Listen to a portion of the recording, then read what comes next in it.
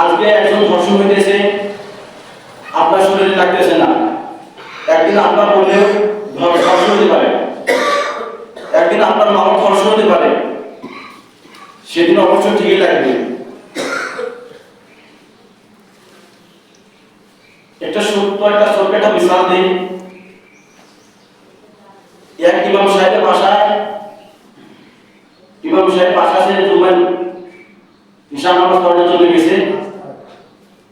এখন ইমাম সাহেবের বৈষম্য কাম করার জন্য কিছু লোক আসছে, একটা লোক আসছে। ইমাম সাহেব বাসায় এসে দেখে বাসার মধ্যে পরপুরুষ ঢুকে আছে। ইমাম সাহেব বৈষম্য অকাম করার জন্য এক করতেছে, যোগাযোগ করতেছে।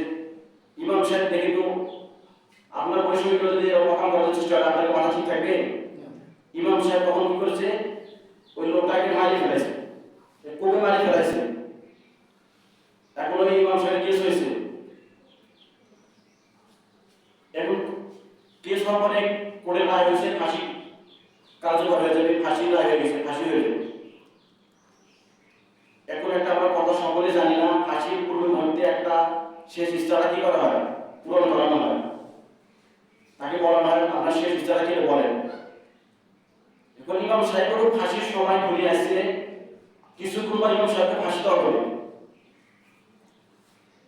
এখন ইমাম সাহেবকে ডাকতে বসে, হুজুর আপনার কি শেষ ইচ্ছাটা কি? আপনি যেহেতু একজনকে হত্যা করছেন, তাহলে আপনার এখন ফাঁসি হইলে আপনার শেষ ইচ্ছাটা আমাদেরকে বলেন। এখন ইমাম সাহেব উকিলকে বলছে আমার শেষ ইচ্ছা আপনার স্ত্রীকে একটা কিস করা।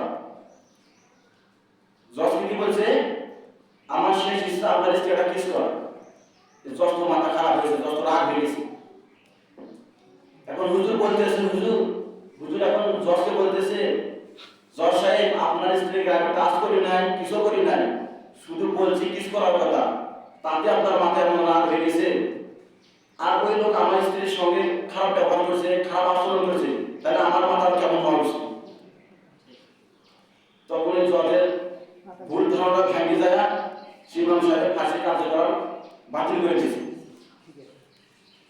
এখন সারা বিশ্বে, সারা বাংলাদেশে ধর্ষণ চলতেছে। আমাদের মাথার ভিতরে কোনো টেনশন নাই। 8 বছরের মেয়ে, 9 বছরের মেয়ে প্রত্যেক দিনই খবর ধর্ষণ আছে। ধর্ষণ করতেছে, নিজের দাওয়ায় ধর্ষণ করতেছে, নিজের দুলাভাই ধর্ষণ করতেছে, নিজের ভাই ধর্ষণ করতেছে। ফেসবুকে ঢুকলে ধর্ষণের খবর, ধর্ষণের খবর। হতে পারে না আমাদের কেউ না, আমাদের গ্রামের কেউ না, আমাদের বংশের কেউ না, কিন্তু এটা কোনো মুসলমান বন্ধু। এটা নিয়ে আমাদেরকে কি করতে হবে? এটা আমাদেরকে রুখে দাঁড়াতে হবে, যেন বাংলাদেশে কোন দেশেই যেন এরকম কাজগুলো যেন না হয়।